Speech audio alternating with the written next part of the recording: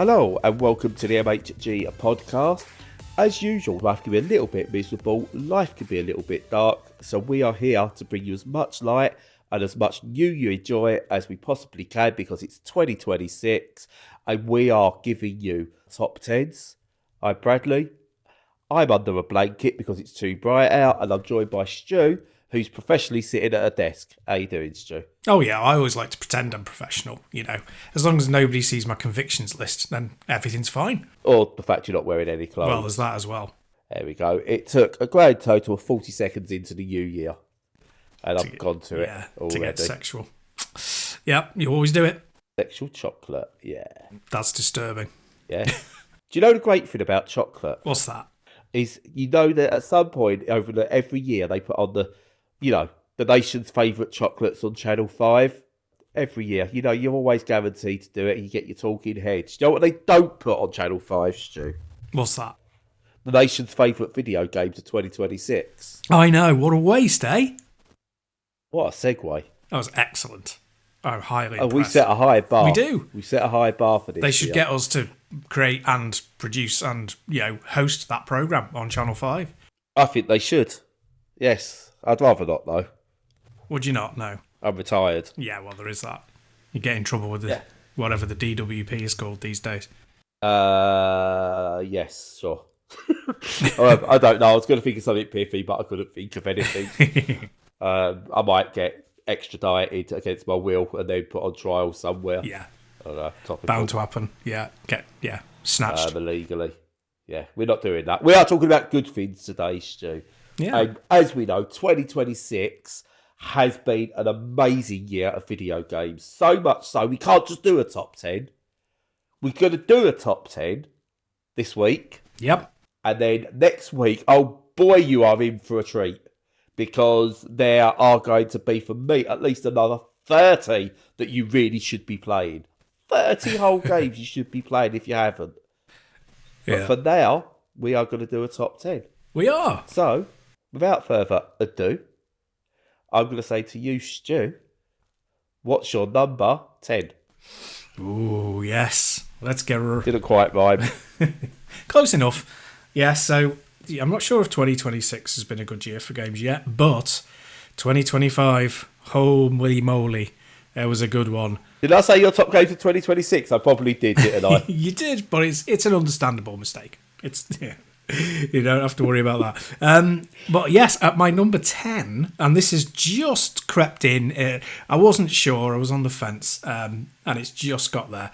And that is Marvel Cosmic Invasion, which, of course, is the scrolling beat-em-up, belt scroller, whatever you want to call it, featuring tons of Marvel characters where you just leather the tar out of each other for, hours at a time. And that's kind of my jam. So there's not really much to say other than, here's great fun. It's not, the absolute pinnacle of the genre. There's a game in my list coming up that is towards being one of the pinnacles of the genre. But Marvel is great fun. And, it's just, it looks lovely. You can always dip in and out of it. There's no real thought involved. It's finely tuned, mechanically excellent. The character designs are really good. I mean, they're not absolutely god tier, but they're very good. And they're, they're the sort of things that you're like, yeah, that's my Marvel guy. It is Marvel-us, as you might say. So, that's my number 10. Excellent. So we don't know if there's any crossover coming, by the way. We don't discuss these. As people have listened to us before, we've got our own list. We very rarely talk about stuff that what we're going to do beforehand, so unscripted. So my number 10 isn't Marvel. I just thought I'd build that up, but it's not Marvel. My number 10 is a game that I don't think is going to make many lists, in all fairness, because it's going to be something that goes under the radar. People might pick up down the line in a bundle or something next year or this year, if you're listening, at some point. And that's Stick It to the Stickman, which is basically it's a beat 'em up where you play a stickman who has to fight his way to the top of the corporation. You kind of fight your way to the top, and then you become the head of the corporation. You become the CEO, and then all your skills are transferred to that boss, and then you start again as another stick man and have to fight your way through all different enemies, building up new skills until you have to fight your original self at the top and beat them to become the new big CEO, the new big boss.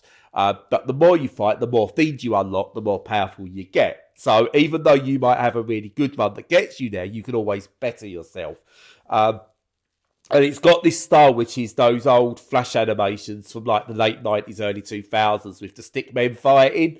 And someone's basically made a game out of that. And it's just such a joyful game that when I reviewed it initially, I think I said to you, Stu, I expected this to be utter trash or a fun for 5 minutes. And it's just not. It's like it's wormed its way in there. It's just a really fun game that people should be playing. Get on it. Yeah, I remember you talking about it and reviewing it. And it does sound like a lot of fun, and I love the way that it looks. It's far enough away to be a throwback, so that you can be like, "Ha, yeah, I remember that style." Yeah. But it's got the old member berries going exactly. But also not so that it's just an aesthetic. It's got some great ideas in it as well. So yeah, it's definitely still on my list to pick up. Looks like a corker. Excellent. You're number 9. Yeah. So for number 9, I have Lumens Arise, which it's strange because it's very difficult to talk about something I love so much and then only kind of focus on the negatives. And when it's down as low as number 9, you're like, well, why is it not higher? And you kind of have to focus on why it's not higher. But why, Stu? Why is it not higher? I'll get in trouble. I know I'll get in trouble with you. But there's a clue as to where it might be somewhere near mine. yeah, it's not subtle. But the reasoning behind it is, and I won't dwell too long on it because, like I say, that just makes it negative, and it's very positive. But I got the PSP from Japan before it came out over here. Bit of a flex, and I got Lumens with it as one of the first games I got. And yeah, it was transformative. The Christmas that I got it, I just absolutely adored it, and nothing ever has quite reached that height for me since with Lumens. Not that they've done much with it. And I was really excited about this one, and it is fantastic. The only thing is, Tetris Effect was a complete swerve because Tetris is so staid and so mathematical and mechanical, and it was injecting that synesthesia approach into Tetris, which is unusual. Whereas Lumens Arise is done in that style, but it already had that, so it's not transformative to Lumens in the same way that it was for Tetris Effect. What it does add a load more animations and backgrounds and movement and all this sort of stuff. And it generally looks really excellent. And the music is solid, really good. And there are some tunes in it I really love.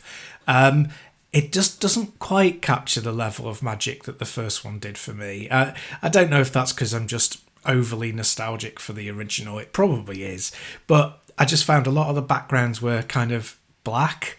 There's some really nice effects, but there's a lot of kind of monochrome in there.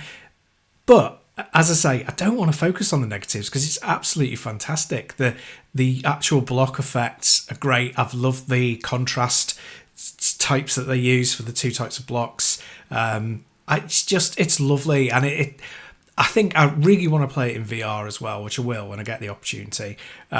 But it's such a great game. I love what they've done with it. It doesn't quite hit the heights of the first one for me, but I still really, really love it. So yeah, that's my number 9.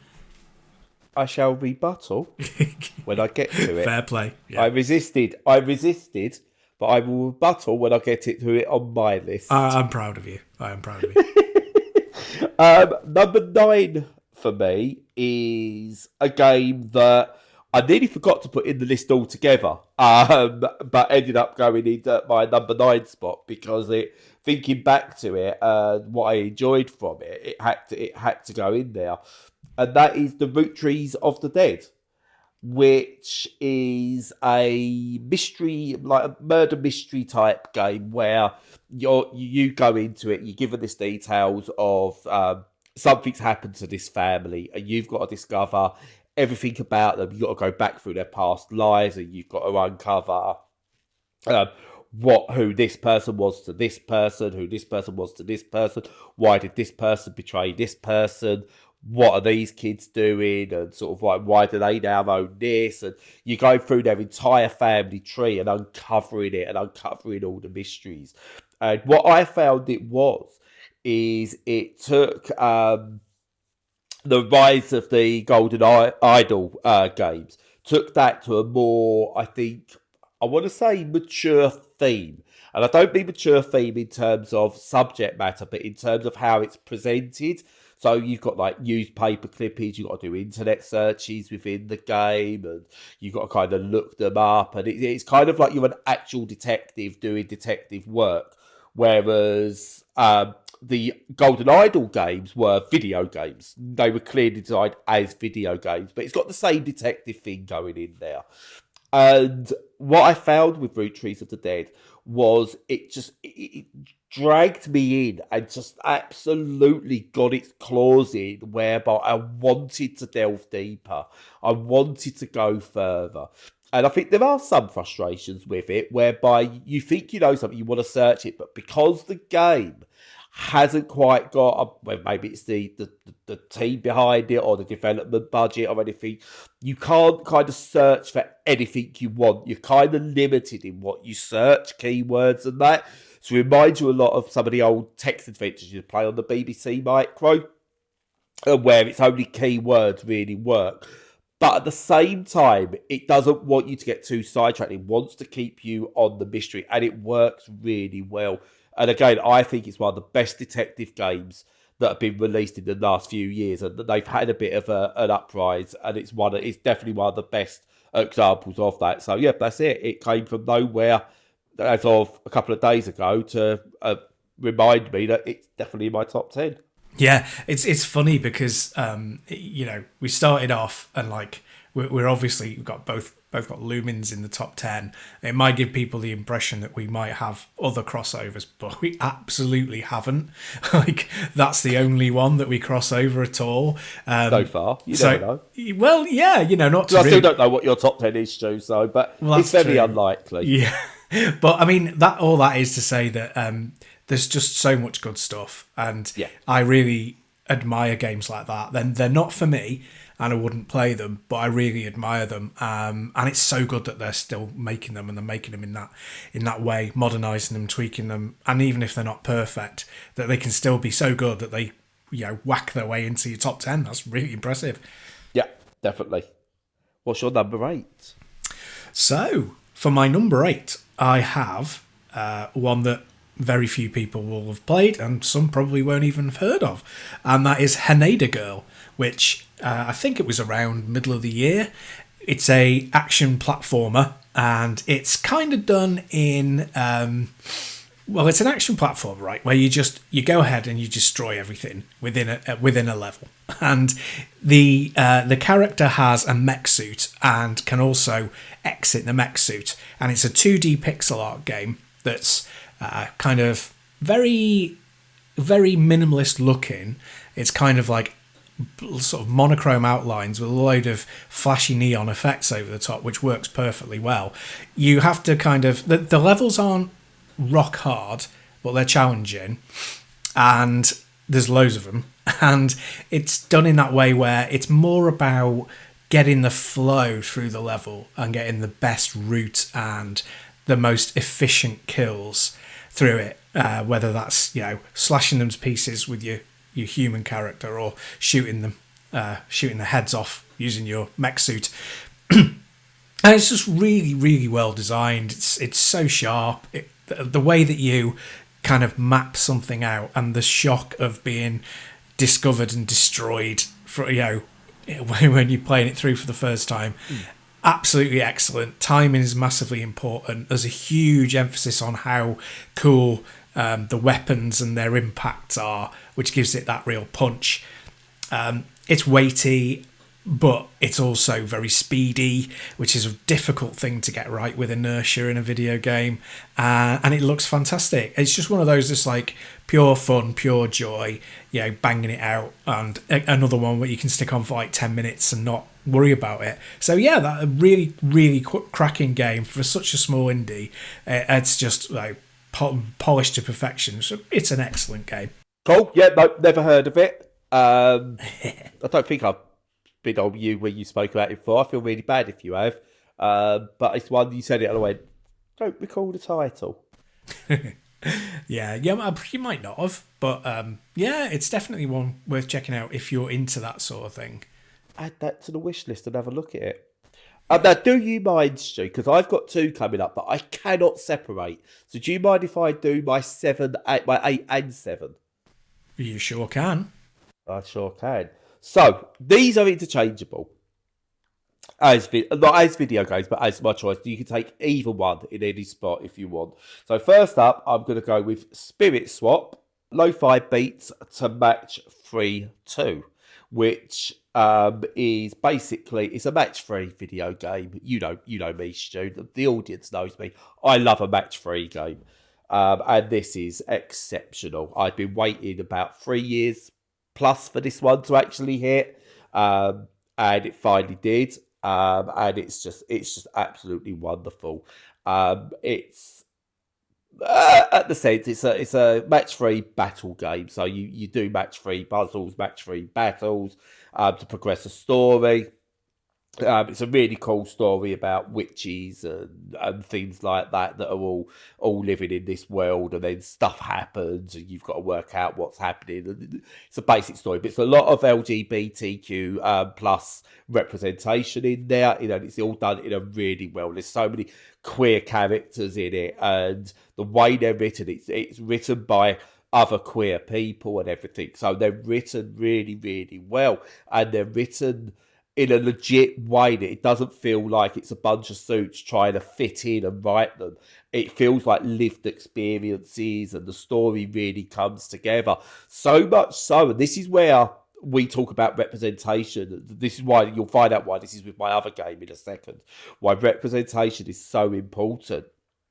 Because even though it's definitely a very much a pride-based game with sort of like people of different sexual orientations, different genders, and all that kind of thing going on, that's not the crux of the story. You're not playing it with a checklist of LGBTQ stuff going on.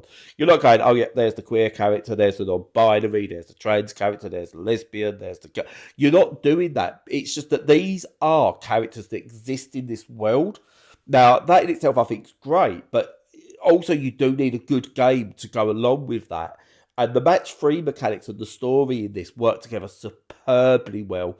That at the start of the year, I put a load of hours into this. And then towards the back end of this year as well, I was having a little bit of downtime. I was like, I don't know what I want to play. I'm between big games. And I chucked this on again. And it just reminded me how much fun it is and how well made it is. The presentation's lovely and the gameplay is absolutely amazing, and I highly recommend it to anyone who loves a good match-free puzzler. Lovely. So with that, my number 7, and again, this is why representation matters and presentation matters as well, is basically a game that's basically insulting us and slagging us off as a species and saying we've ruined this world and we've got to clean it up. Usually you get that, and you're like, leave me alone. I know we've buggered it all, but just leave me alone. So this one is Spilled, which you remember I spoke about very early in the year. Back in, I want to say March, I think I spoke about this game. Yep. And it's basically a game where you've got this little tugboat thing, and you've got to go round clearing up the seas. Because there's various pollution, there's oil spills and everything. You've got to go round, and you've just got to go and basically, clear it all up. And you go around, you get different upgrades that allow you to clear up more rubbish and more oil. There's slightly different mechanics go on to it, and then sort of like the more you do, the more beautiful the world gets and everything. But you've got more disasters to deal with, and it's this really short game. I think it was a couple of hours when I played it. It's not an overly long game, but it gets its message across, and it's got some really, really good game mechanics. So again, it's written by someone who clearly cares about the subject matter, and it's made by I think like they go by themselves on social media as Dev on a Boat, so they live on a boat as well, and they are really into the environmental stuff. And they're not basically talking down to you about the environment, which is what a lot of people don't like. What they're going is, look, play this experience. This is what's happened to the world, and this is what we can do. We can change it. We can improve things. This is what we've got to do. But have some fun while you're doing it. Enjoy this message. And it works really, really well. I say it's a couple of hours, but it's just such a good game with such an important message written so well. And again, I highly recommend picking it up if you want to learn something without being condescended to. Yeah, I agree. I bought this on your recommendation and really enjoyed it. As you say, it's just fairly brief. It's a cup of coffee game, but it was highly enjoyable and very good for the soul. But talking of condescending, I'm going to let Stu do his 7 and 6. Or, Stu, what are we going to do? 6, 7. No, we're doing your 7 and 6. Well, I don't know what on earth are you talking about? Trying to come across as all human and everything. Down with the kids, me. Well, if you like, I can do 7 and then you can do your 6 and then I can do, because then you do your 7, and 6, we can get back onto... Okay. All right, then. So, at number 7, I have Doom: The Dark Ages. So, this is one where if you listen to like online discourse, it's hugely controversial and yes. Oh my god, it's nowhere near the others, or oh, it's way better than the others, or oh, it's great that they tried something new, or oh, these new ideas are terrible. And then you look at the review scores and it's got really high review scores and it's sold really, really well. So one of those where being deep into the online discourse is not necessarily a very good idea. No. Because it's an excellent game. I mean, is it flawless? No. But does it do new things? Yes. And what's great about the Doom franchise is that you literally had Doom 1 and Doom 2 that were like the same, essentially. It was a sequel, but it was kind of, an expansion pack, just a brilliant one. And then Doom 3 was a survival horror. Doom 2016 was like a run and gun, like totally no defense, all attack.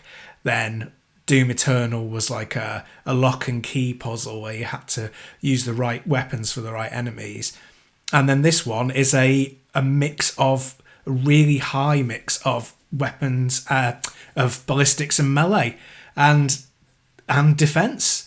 And just that, flipping the script a little bit, sticking the shield in there, having the shield as being both a melee weapon and a distance weapon and a shield, alongside using your weaponry, great fun. And it's only got a couple of flaws. I think it's a bit too long. They were kind of stretching it a little bit. I think it could have been a few hours shorter, and some of the levels could have been pruned. But it really, they save some of the best levels towards the end, not right at the end, but towards the end. So it's worth the journey. And of course, mechanically, because it's id Software, mechanically it's absolutely perfect and flawless. Because it's id Tech, the graphics are phenomenal without killing your PC or your console, and running flawlessly at 60 frames. Just a great experience. Really, really good. Best sort of one of the only AAA FPSs of the year, and definitely the best one. So yeah, that's in at my number 7. Not played it, so I can't comment. Yeah. And then we've got a very different one, really, at number 6, which is one I played right at the beginning of 2025, Blade Chimera, which is a Metroidvania. And essentially, it's like a future one. It's another one where you've got both melee weapons and distance weapons. It's futuristic. You're going against all of these, mix of robots and demons and dragons and all of that sort of thing. Looks fantastic. The level of design is the most important thing in a Metroidvania. The way that everything interconnects and your desire to actually go back and rediscover areas and explore new spaces in those areas, and it does that really, really well. It looks fantastic. It's gorgeous hand-drawn line art. It's just, the best Metroidvania I played this year. I didn't play as many as I did in 2024, but still enough, because there's just tons of the buggers coming out constantly in a drip feed. But it was the best one that I played. Really, really enjoyed it. I would heartily recommend it to any Metroid appreciators. Yeah, no, it's I think I briefly touched this one, but it's one of those that's on my list of I must go back to. Yeah. Cool. So my number 6. Now, are you gonna? You've got to tell me what I can do here, Stu. Either I can break the rules and have 2 in my number 6 spot, or I will punt one to best of the rest for next week. I think you have to punt it. To be quite honest, you have to be a punt. Okay. Can I tell you what the 2 games were and why I had to make this decision? Please do. So it's Dispatch and Lost Records, Bloom and Rage. The reason they both was in there is they're both just story-focused journeys, and I wasn't sure which one to put in, and I'm trying to have a varied list where I can. So, unfortunately, Lost Records, Bloom and Rage, you are being punted. That is not to say you are a bad game. I can only talk about one this week. Stu makes the rules. Anyway, Dispatch. Basically, ex-Telltale devs showing what they could do if they was allowed to actually improve their formula somewhat, and not just stick to what they had to do when they was just churning out Telltale games. Basically, Dispatch is that whole comic book thing we've got at the moment of the boys, essentially. What if superheroes, but not all superheroes were good? And that's it, really. It's an episodic game of, I think, 6 episodes, where you're this superhero, was once great, but has now fallen on hard times. They get invited back into an organisation, and you've got to make story beat choices. So and so will remember that kind of thing. Typical Telltale stuff. But what they've added is there's this thing they've added. It's though they picked up a games controller, Stu, and they've gone, gameplay. That's interesting. Maybe we should do that. Yeah, we can incorporate that. Yeah, I mean, wow. We don't got to make movies that are for video games. Interesting. Anyway, that's not that. I do love the Telltale original stuff. They just got really churning out stuff in the end. But anyway, what Dispatch is, it's really good writing. It's funny. It's dramatic. It's sad.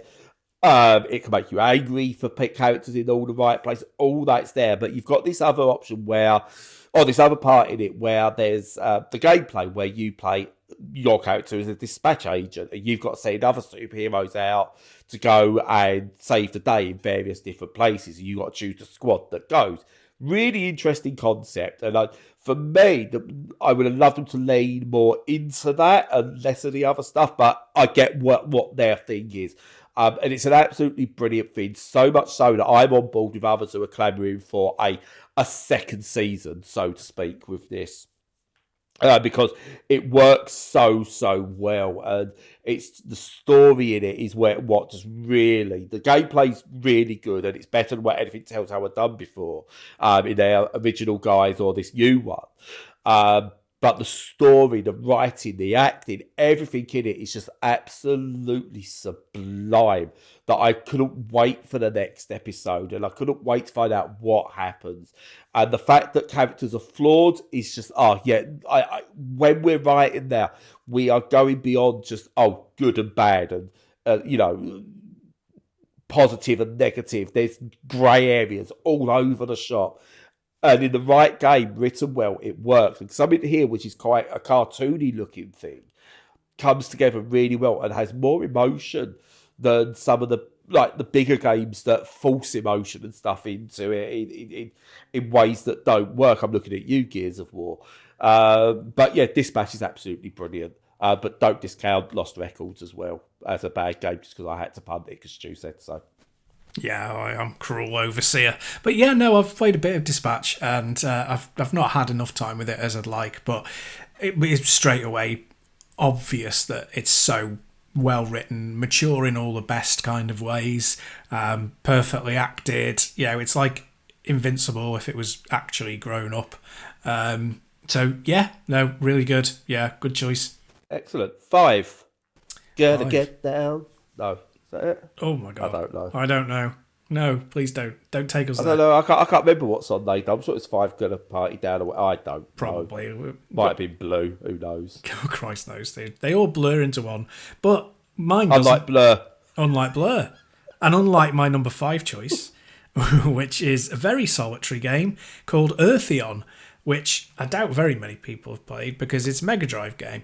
And it was released, it's not actually been released as a Mega Drive cartridge yet. That's coming out this year. But they released the Steam version. And I was going to say, you wasn't going to let me break the rules and then you put a Mega Drive game in there. Oh, I definitely can. Just as long as it is 2025. Bizarrely, it was so weird. But yeah, it came out on Steam, and they found the regular crew of hackers discovered that the Mega Drive ROM was in there, so you could easily buy the game and then get the ROM, put the ROM onto your Mega Drive, and play it on the original hardware. Which is exactly what I did. Paid full price, got the ROM as well, and been playing it on the Mega Drive, and it's just superb. It's my probably favorite genre, horizontal shooter, and it looks just stunning. The music is incredible. It's probably edging as an all-timer for horizontal shooters, just because it's immensely it just draws you in. It's got that right level of gameplay loop where it's tough but it's not cliff-face difficult. And it looks and sounds amazing, which makes you want to see more and more of it. And you're constantly being impressed by the level design and the ship design and the way that the weapons work and the way that the speed is balanced and all of that stuff. And then you're like, and oh my God, they've done this on a Mega Drive. And yeah, it's just an excellent game. And I was really happy that it seemed to be doing pretty well at the same time. So yeah, an absolute cracker. Excellent. So we're getting into that stage now where all of these could become interchangeable. Any of these could go from sort of 5 up to number 1. And bear in mind, we know that we don't know what my number 1 is now because if you listened last week, you'll know why. Indeed. So go listen to last week's podcast. It's worth it. But anyway, so number 5 technically, but could be anywhere in this top 5, is Lumines Arise. Now, a lot of what you said, you are absolutely spot on, Stu. You're correct in that it doesn't hit you in the same way Tetris Effect does because it's already got those elements of just wonder to them, which Tetris doesn't have. Tetris was monochrome. It was to the point and very standard. And Effect blew it up and showed, look what we can do. Whereas Lumines was kind of already there. So I'm with you on that. What I will say though is I don't play Lumines. So Tetris I play because I want to be good at Tetris. I want to beat my high scores. I want to be fantastic at Tetris. I don't think I've ever played Lumines to the point where I want to be good at this game. I've always played it in terms of I just want to be in these visuals and I want to be in this music for as long as I possibly can be. And you said about you got the original with yours, and I think when I got my PSP, I picked it up second hand and it had Lumines and something else with it. Oh, Mercury. Lumines and Mercury, I think I had with it. So I don't ever think it was a pack-in. And I still think if Lumines had been packed in with the PSP, like Tetris was with the Game Boy, I think we'd have been talking still now about how that is an all-time great along with the Game Boy. Because it would have sold We know it sold millions, but I just think it would have just been everyone would have owned one for Lumines and a PSP. Yeah. But anyway, but I've never been good at the game, never been good, and I know that, but I've always been good in my own little bubble of I enjoy this, and this is all that matters.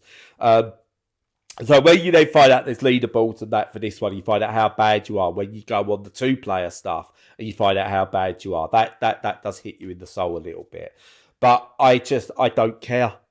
I just do not care. I've put this on, and the visuals they just draw you in, they sucker you in big time, and you're just totally lost in this world. And then the music, oh my god, the music is amazing. All I want for this is either someone to mod it now or some DLC. We need Shake Your Body and that original soundtrack in this game. This all that is missing. This now needs to be the de facto hub for Lumines. Get that original music in there, please, because the music you get in this is just, oh my god, amazing. And this is just it's not worse because it's not in there, but this would just elevate it to the greatest soundtrack in video game history. I don't care what anyone says. You could put on the Lumines soundtrack from start to now, and you feel like you're at the best house party you've ever been to. It is amazing. Yeah, it is a fantastic game. I really love it. It deserves to be in my top 10 without a doubt. And I don't play it to be the best either. It's more experiential for me too. I don't know whether I'm good or not at it. I mean, I don't care. I don't think I've got above a B grade in any level so far. So I'm not good at it. I don't care one little bit. I'm just like, I've got to do this level again. That's a shame. And I'll have to enjoy this soundtrack again. Yeah, well, it goes against what, trying to, well, it depends on you personally, but I would think that it goes against the kind of point of the game to be highly competitive, because it's all about the experience and the journey and all of that, isn't it? So I don't care about how. But you've also got, if you want to go for high score chasing and you want to compete, it's there, and I love that the options are there within a game without them being options, so to speak. It's really well done. So fantastic. What's your number 4, Stu? We'll just talk about Lumines for the rest of the day. Well, that's it. It's one of those that can sucker you in without a doubt. But I will go on to my number 4, which is Absalom. So, alluded to it earlier in that there was a superb belt scroller, scrolling beat 'em up, whatever you want to call it, from this year, and Absalom is it. And it's got, the crazy thing is, it's got roguelite elements to it, and that normally makes me kind of vomit and run away and then fall down and hurt myself and start crying and all those sorts of things, because I think it can be it's not a plague on gaming, but it's certainly a nasty cold in gaming, the prevalence of roguelite, but it works well here, I'll give it that. So you basically you pick a character, you fight your way through levels. The levels are gonna vary and open up depending on certain tasks that you perform and certain routes, things that you do along certain routes. And you've also got the roguelite element where you build your character up in the interim based on point system. But I mean, none of that's really important. What's important is that it's very Guardian Heroes alike, which is a fantastic piece of praise, really. It's right up there as one of the best designed of these types of games. It's all hand-drawn artwork. It's kind of painterly in a way, like cartoonish, but in a very good, like a really high-end sort of Netflix cartoon, that kind of thing. It looks superb. The technical side of it is spot on. You never feel shortchanged by any hits. Everything just flows perfectly, and flow patterns in attacks are so important in these kind of games. The only negative really is as I say, the roguelite thing. It makes it a very, very long game, kind of like Dragon's Crown. which some people will love and some people will think, well, do a few tightly designed levels and make it a few hour experience, and that's more my jam. But but then you get less ridiculous chests. So well, that's true. That's true. This is much more woke as well than Dragon's Crown. There's no objectification in this game. I can tell you that. So yeah, it's just a fantastic game, and I can't praise it highly enough. Really, it's brilliant. Excellent. Yeah, no, I think I touched on this one. Again, it's another on my, when I get time, I will play it properly list. But what I did play of it, I did really enjoy. Yeah. Now, I've messed up, Stu. So, really? I've got 5 left when I should only have 4. So I'm going to pump one in a minute, but I've got to decide which one it is. So my number 4 for now is easy. It's Jurassic World Evolution 3, which is a theme park builder set in the Jurassic World universe. And as we've learned about these, Stu, what makes every game better? What makes every form of entertainment better? Dinosaurs. Dinosaurs. I love dinosaurs. Can't help it. Dinosaurs are amazing. I've always like the previous 2 Jurassic World Evolution games, absolutely loved them. I love all the Jurassic World films, despite them being crap. And obviously I love the original Jurassic Park, the Lost World Jurassic Park, and the very underrated Jurassic Park 3. Because people don't understand what a dream is. So they decide to slack it off. Because they're idiots. Alan. Anyway, Alan. Jurassic World Evolution 3. It's a theme park builder where you've got to basically build a theme park with dinosaurs. So you've got to build Jurassic Park, Jurassic World essentially. But there's a story behind it that you go through where there's a protest group that want to stop you helping dinosaurs survive.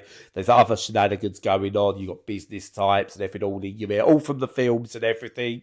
So they're all recognisable names. No Claire Dearing in this one or anything because reasons, if you watch the films.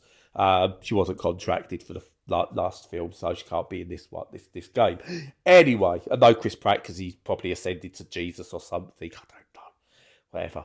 But yeah, it's really, really good. It's really fun. It's the best of the lot. They've taken on everything they know about the controls. It works, so that's improved. It works really well on the controllers. It works really well on Steam Deck, as did the others, but this is better.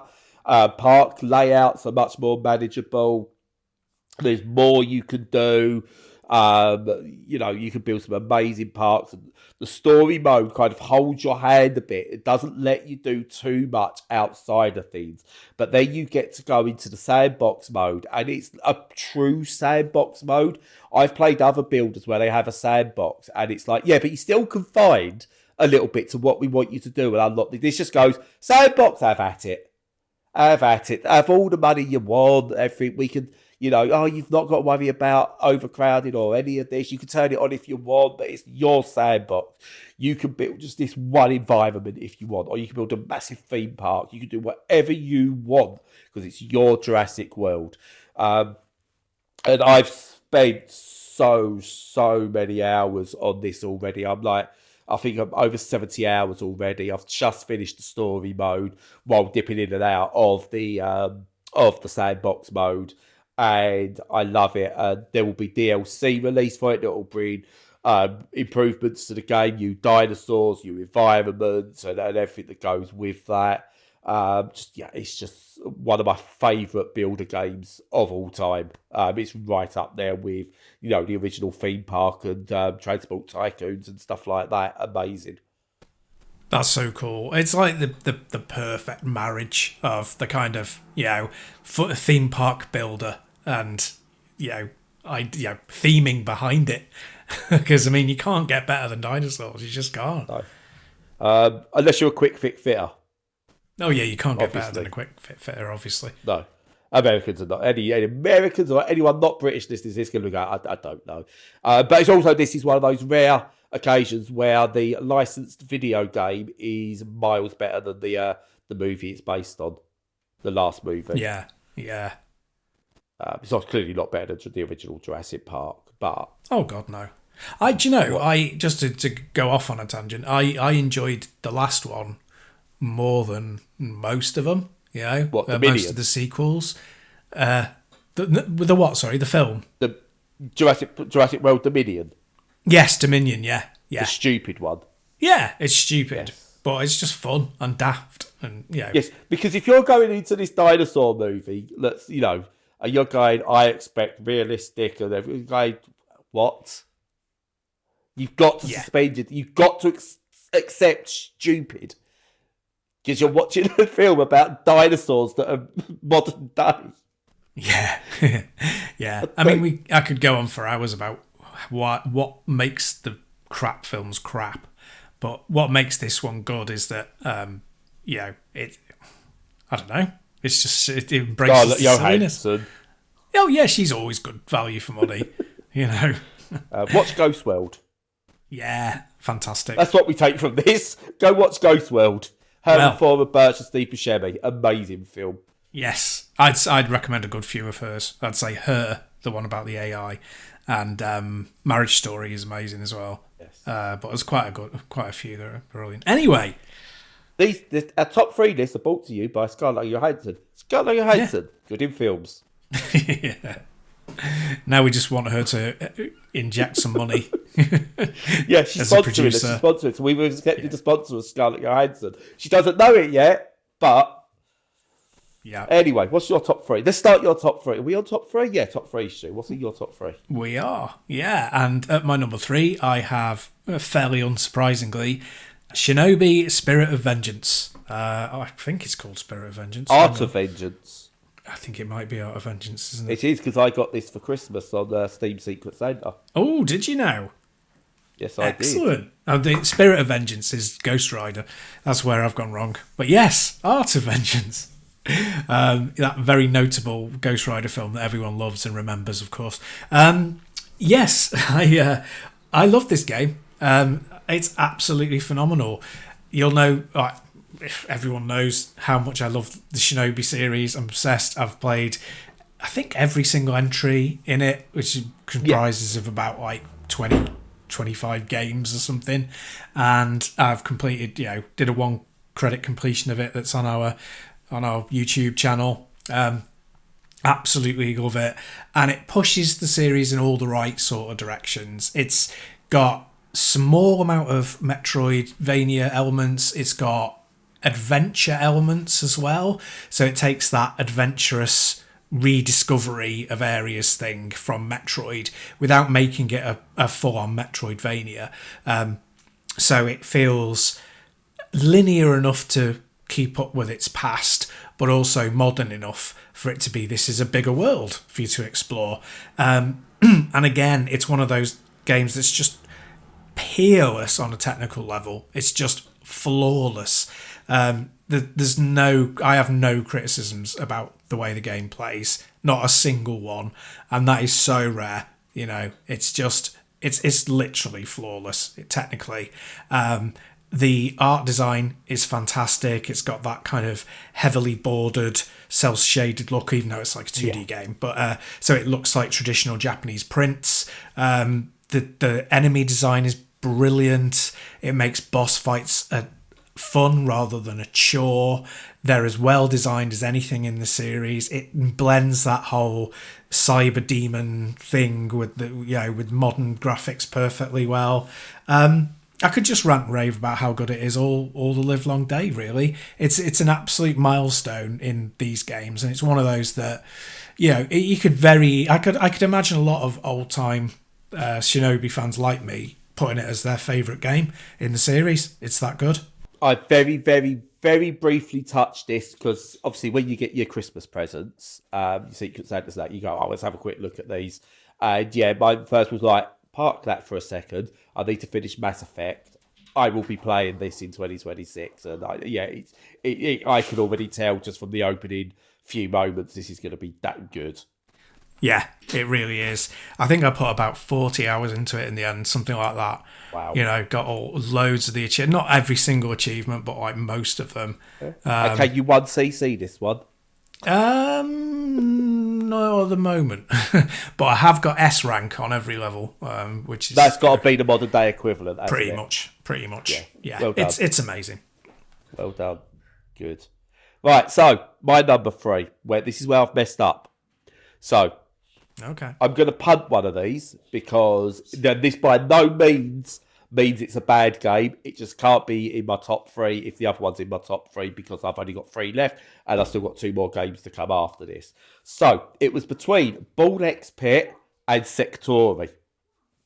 And the reason I'm going to punt one of these is they're both technically similar genres. One's like an all-out shooter type thing. The other one's a bit more of a Vampire Survivors type thing. So one of them doesn't need the airtime because everyone already knows about it. It's an indie darling. So Ball X Pit, unfortunately, best of the rest. Otherwise, top 3, if that makes sense. Yeah, just about. But my actual top 3 entry is Sectori, or as I like to call it, the true Geometry Wars 3, because that is what this game is. It is basically the true third game in the Geometry Wars series. Now, anyone who knows, Geometry Wars 3 Dimensions was more of a... It changed... Sorry, kids off school still. Door slamming. Anyway, Geometry Wars 3... I kind of had these different sort of like going around these 3D globes and stuff like that and objects, and it was Geometry Wars, but it kind of took away from it, and it was still good, but it just wasn't Geometry Wars for me. Good game, not a great Geometry Wars game. This, however, isn't Geometry Wars, but it's a amazing Geometry Wars game. It's got all the same sort of patterns you expect from Geometry Wars, and you play each level, and whilst you're in the levels do change, but it's all on this 2D plane, which is brilliant and what you want. And you kind of follow the patterns of the levels changing and how they're going to change. You get all these warnings come up, and you get to learn the enemies. It's got different modes on it. It's got even got gates mode. It's called, unlike where it's called pacifist in Geometry Wars. You know, it's definitely wears its heart on its sleeve. And absolutely adore this game. I played it to try it briefly at one point, and then that briefly turned into about 7 hours without putting my Steam Deck down. And then every time I play it, I just get hooked in, and I'm nowhere near the top of the leaderboards on this because some people are really, really good at it. But boy, do I enjoy it. When you get into a rhythm with this, unlike many other games in the genre, and you start off playing it. This is something Geometry Wars did really well that other games can't do. You start off playing and you're watching your character icon go around, and you're concentrating on that, and you get caught out by things from the side because you're not quite sure what's going on. And it becomes the same as what you say about like footballers. You don't watch the ball, you don't watch your feet, you don't watch those items as you're playing. You're scanning around you, and that's how you get to be a good footballer. It's the same here. You kind of every so often you glance where you might be, but you kind of get a second nature as to where you are on the level, and you're watching for what the enemies are doing rather than yourself. And you're planning these 2-3 steps ahead without even thinking about it. And it's just like, it looks wonderful. Again, a lovely soundtrack to it. The inertia in it is amazing. And criminally, it's not sold brilliantly, and it absolutely deserves to, because it is just one of the most outstanding games in the genre I think I've ever played. As I said, this should be called Geometry Wars 3. It's that damn good. Yeah, it's a shame about the sales. Hopefully it'll have a long tail. Yeah. Yeah. And a true solo dev as well, by the way. Right. Yeah. Oh, excellent. Well, yeah, fingers crossed. And when I've got some money, I will be picking that up. Buy, not you, obviously, I know, but anyone else. Buy this game. It is outstanding. And listen to the community feedback as well, just to add to that as well, because he was given a couple of accessibility issues that people have had. And he responded to them and said, look, it will take time. I am on my own, but I will note them down and I will do what I can. And do you know what? He's got some of it done. Not all of it. He's got some of it done. Absolutely brilliant. Yeah. Deserves to be in any top 3 list. Oh, marvellous. Good on him. So, we're getting there, Stu. We're close. What's your number 2? Well, so there's a lot of competition for these top slots, I can tell you. But in the end, it had to go to something that had like a pretty heavy and profound impact on me. And that was Death Stranding 2 on the beach.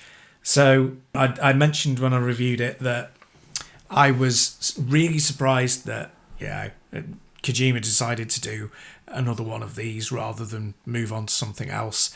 But what has come out of that is, even though the story might not necessarily have needed to have been revisited, he's expanded it in very clever ways. And more importantly than that, he's made the gameplay even more fun and shifted through the gears of you being, a regular on foot delivery guy to being somebody who's got a range of options to draw on. And the new traversal methods are very, very interesting. Very interesting. You'd think, how many different ways can you get across the face of the planet, even including teleportation? And Kojima's like, right, hold my beer, and just comes up with a load of really, really interesting ones. There's one, that particularly loved was there's basically a surfboard. You surf on the ground, but you can only surf on the ground where you're within the the grid, basically, of where you've explored. So any area that's taken over by the bad stuff, you can't traverse on. But it's just ideas like that it means nothing is ever kind of wasted, nothing is completely superseded. There's always something that you'll need, or that you'll need to swap out. And the inventory is great. It's got a kind of feel of Metal Gear Solid 5 in that you've got this huge repository of things that you can develop, and you can approach it in your own kind of way. And blending that with, a really excellent story with some great characters, it's excellent. And it does actually get extra points from me for being a AAA game, because you can play a lot of indie. You play a lot of indies. We play a lot of indies, and I know, it's a shock, but our top 10 is filled with them. But what AAA games can do, that is a consequence of the amount of money and the number of developers, is they can provide you with things that you've never seen before, and it does that. It produces a world that is both familiar but unfamiliar, and it just makes you feel things because it's got the depth and the sophistication of the acting and the visuals to provide that experience for you. So it's the only AAA sort of towards the top 10 for me. Doom the Dark Ages, but it's that and Doom are the only ones that, and this is orders of magnitude better than Doom for me as well. And it really does push its way heavily into the number 2 slot. Yeah, well, I mean, I don't want to go too far into debates on games or anything like that at the moment, but it's what Kojima is. He's still of that old school AAA of, I would say, the 360 PS3 era. I've just finished the Mass Effect trilogy, and that's a AAA game. That, to me, that's AAA. Those sort of games where it's the production values are so high, it's made by the acting, the voice actors they've been able to afford. In Mass Effect 3, they had Keith David, or across all of that, Keith David in there and stuff like that, doing a great job because they can afford that, which is great. That is what AAA always used to be: high production value. That's what it used to be. Whereas obviously now AAA's become a dirty word because it usually means full of microtransactions and season passes and rip-offs and live services. Whereas I think Kojima's still of that, I'm going to make a AAA game. And AAA to him still means high production value. batshit crazy, don't get me wrong. And I'm not a fan of most of his games, in all fairness. But I do respect him in terms of he knows how to make video games. He knows how to make top tier video games. And whether you like them or not is down to taste rather than there's something fundamentally wrong with it. Yeah, no, absolutely. I agree. Yeah. It's one of those that it's so personal to him in the way that he tells stories that when it clicks with you, it's going to be personal to you, which, it's a risky strategy, but it's great that people are out there actually making art that does that. So, yeah, fantastic. Either that or he is a prophet and that's our world to come. Yeah, one of the others. So, anyway, moving on. My number 2, you'll be surprised to hear, Stu, isn't AAA. Oh, what a shock. Modern AAA, anyway. It's Blueprints, which is... I don't even know what to say. It is just wonderful. It's a roguelike puzzle exploration game that you inherit this place and you get to keep it if you find this room. But to get to this room, you've got to follow these paths, and they change after every day. You can only make a certain amount of sense. It's very video game logic to get to create the story. But what you get is, and I always like this, a game that makes you come out of... Sorry, 2 seconds, Stu. Yep, no worries. You keep this in or not, the dog just stole my Steam Deck and it's about to get castrated. Oh, good God. Stay away. Anyway, Blueprints is outstanding what it does. It's, as I say, very video game logic, but you go in and you do it, you go, all right, I get it, you put down these rooms and you go and you think you know it, you think you get it, and it does this really clever thing where it makes you feel like you're making a lot of progress very early. And you're there, you're kind of cockily going, I've got this, simple. I'll get there, give it a few hours, there, it's not bad. And then you don't. You get close, it dangles that carrot and then rips it away, and something goes wrong, and you realise there's more to unlock, more to discover. And it does a thing that I say, as I was getting to before the dog stole my Steam Deck, is it makes you go out of the game, get a piece of paper or a notebook, a pen or a pencil, and start jotting things down outside of the game. And it stays with you. You finish the game, you put it down, and you're still thinking about it, going, oh, what if I try this? What if I do this? When I go back, if I get this room, I've got to remember when I do this room to try not do this straight, maybe take a different... And you're constantly thinking, you're making notes about what each room is and how it's best to put them together. What are your chances of getting different rooms come up at different times? And I've not unlocked this yet. Oh, but I've done this about now. If I'm doing on this run, I know I get this new unlock because it said I get it on my seventh day. And you're doing all these things, and you're just thinking constantly. And you just it never leaves you. It's a game that just never leaves your side, like mentally. And it's just always makes you on the go. And it's hours and hours and hours of thinking and deduction and wonderfully presented. It's everything static, but there's mystery in there. You do sometimes get yourself going into a room and going, well, this room doesn't do it. Surely this room's got to do something. And you're questioning, you're second guessing yourself.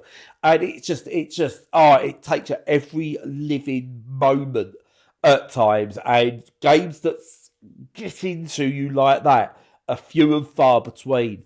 Now, that's not to say it's not frustrating. It can be frustrating in places, but that is by design. It's not frustrating because, I wish it could do this instead. It's frustrating because you know exactly what that game is doing, and that game knows exactly what it's doing, and it challenges every fibre of your mental fortitude. I have to say, in ways that many games can't do, and for that, it's my number 2 game of the year because it is just absolutely outstanding. Could be number 1, but number 1 is special. So yeah. Yeah, excellent. I mean, it's one of those I've got absolutely no interest in whatsoever, and that's really fascinating. That you can have such polar opposite opinions about certain types of games. Oh, I would rather, because it said like I've got no interest in Death Stranding 2. I've played Death Stranding Yeah. 1, and I still get to a point where I'm going, I don't care. Yeah. I know you love that game as well, and I just got no interest, and it's fine. I'd rather rather than trying to force myself to like it, and just like getting even more frustrated. There's no point. The same with you. You're not going to like Blueprint. I can't think I can recommend it to you because I don't think it's your sort of game at all. You don't like games where you have to think, Stu. I do not. No, I really don't. I mean, I really, but yeah, no, it's not the sort of game where I would say to you, oh, you're going to love this. But it's for those who are into these games, yeah, and I am one of those who's into those games. yeah, absolutely brilliant. Yeah, great stuff. So what is your number one?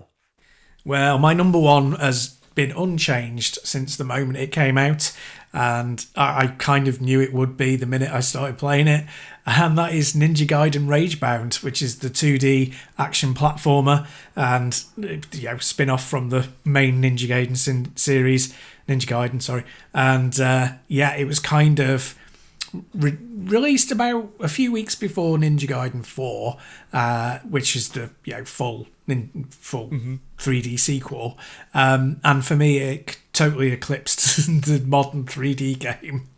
And yeah, I've heard some things about the Ninja Gaiden 4 that it's not really a Ninja Gaiden in many respects.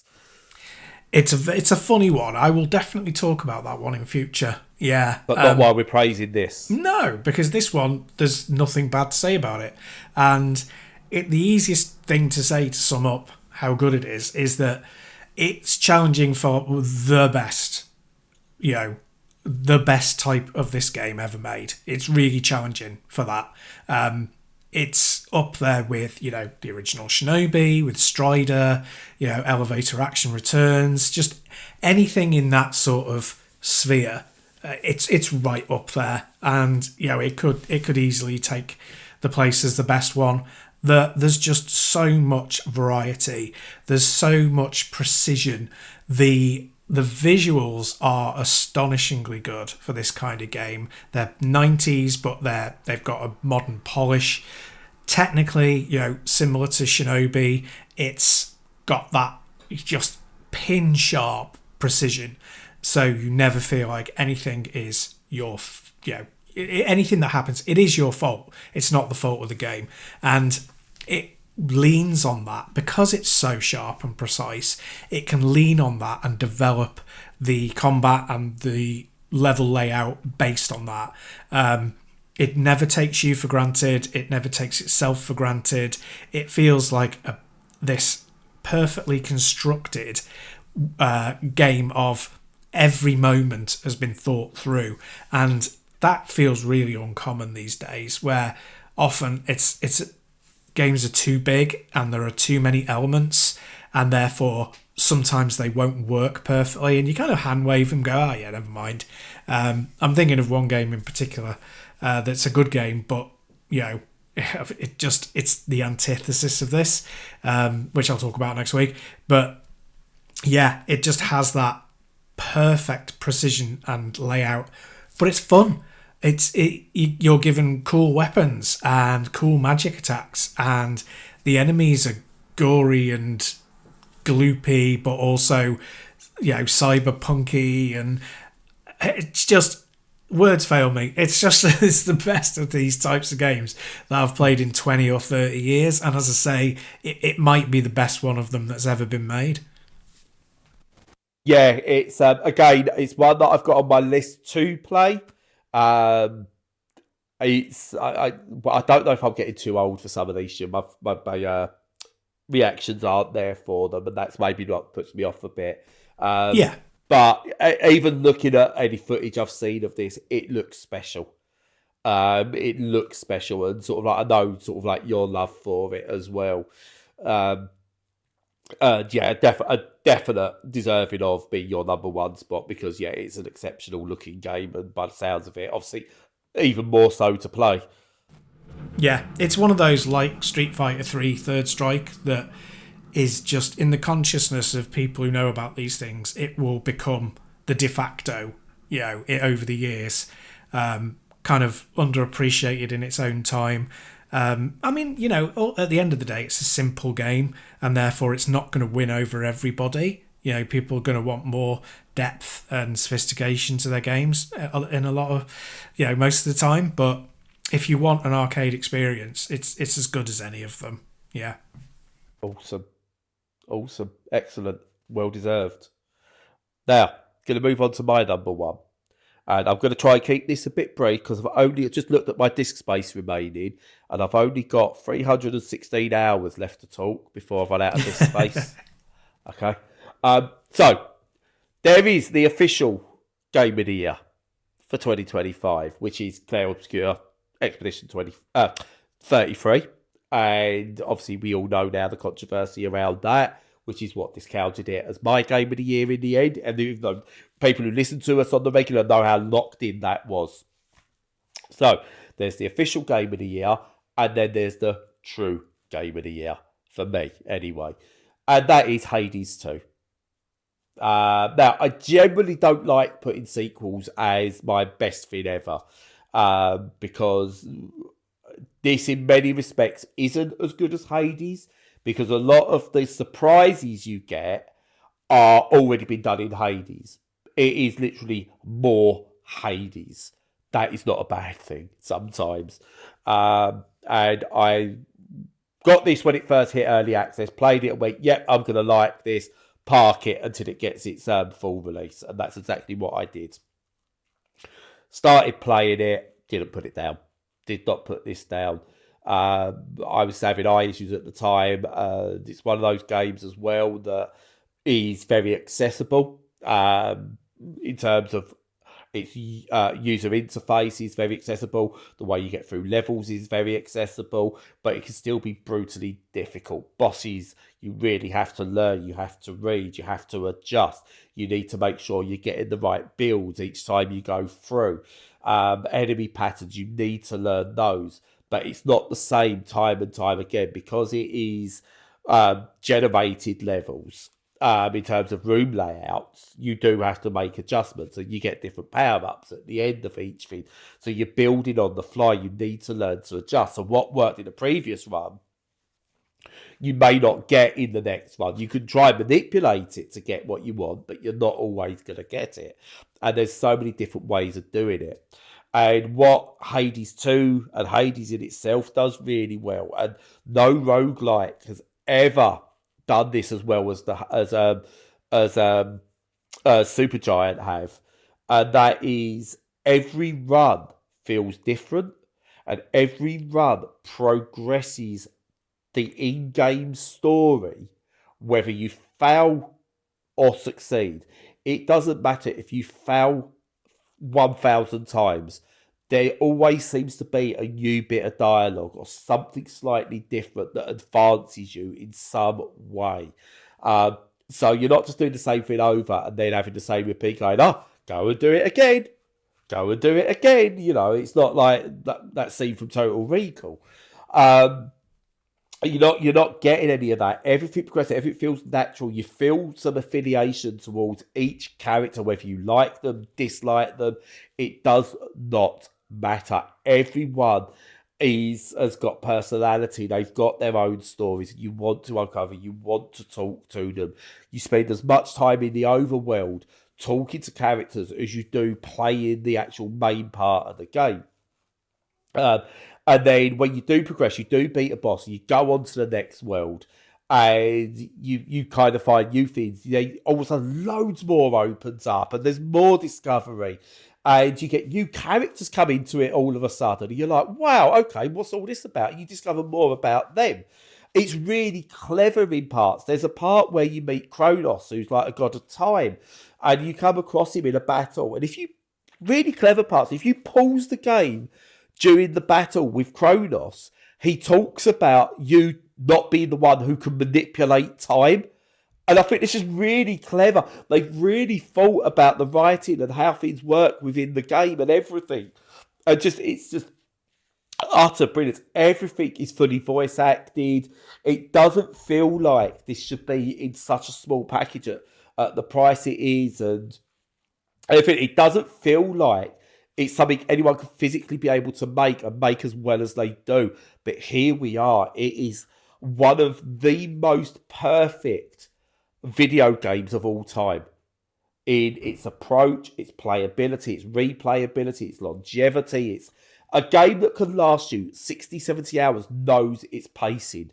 And that is something really impressive about this, that the game can last for so many hours but still pace itself perfectly. And it's unlike me, I don't know how to pace myself. But this is, it's exceptional. Really, really is exceptional. And I say, had Claire Obscure not pulled the wool over everyone's eyes a little bit, I think this would have won more awards this year and would have been hailed as one of the greatest of all time. And it really deserves to be one of the greatest video games ever made. Excellent. Yeah, no, I sort of took the same approach as you. I didn't want to play it until it was the full version 1 release. And then I had no money, and then other things came along. But I'm still intending to put a lot of time into it because it just looks phenomenal. Yeah. Yeah, and I've still got more to play, and that's the thing. I've finished it, but I haven't finished it. Because again, other stuff to play and other things. But it's even when you finish, it feels like there's like so much more content and not just tacked on either. It's wonderful. Superb. So that's it. Our games of the year this year are Hades 2 and Ninja Gaiden. Ragebound. I was going to say Wolf Mother, but it's not Wolf Mother. They're a band. That's correct. Although that could be a cool game. It's a good name. Ninja Gaiden to the tune of Wolf Mother. Yeah. They could turn it into, you could do a rhythm version where, you have to attack based on, the rhythmic stuff. Of Wolf Mother. Of Wolf Mother, yeah. Yes. That's it. What an amazing year for games. I say next week we will be doing Best of the Rest. Because when I'm having to pump things like Ball X Pit and Bloom and Lost Records, Bloom and Rage, and I know Stu's missing a few cracking titles off his list as well. You know you've had a good year. 2025 has been an amazing year for video games, even with all the controversies, the AI slop that's about. We're still getting some amazing stuff come to the top. And will it continue in 2026? Who knows? But do you know what? Even if we stop making video games now, there's so much out there to play that will see you through the rest of your life. Amazing year for games. Yep. Yeah. It's like books. It's just, it's both heartening and depressing that there's more out there than you can ever play or read. But if nerd. Books. I know, I'm just flexing my intellect now, aren't I? That's all it is. I've never really done books. I don't have to concentration books. Lorraine, she does that, tries to read 75 books a year thing. And Edith's got a Kindle that she likes reading books as well outside of school. So I get jealous of people that can read books and just sit and relax with them. I just can't do it. No, fair play. Yeah, no, it's a personal thing, but games are good enough without a shadow of a doubt. Too many good ones. Yes, indeed. And we will talk about more of them next week that aren't top 10 material, but could be in any other year. Absolutely. Yeah. So, as usual, follow us on all the socials. Make sure you're checking out the content on the website. Join us on Discord if you want to chat. And until next week, stay safe and stay sane. I'm going to Excel.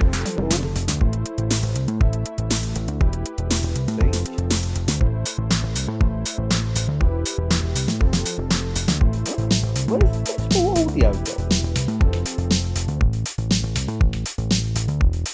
Yeah. Tile. Oh, no, not the chair tile.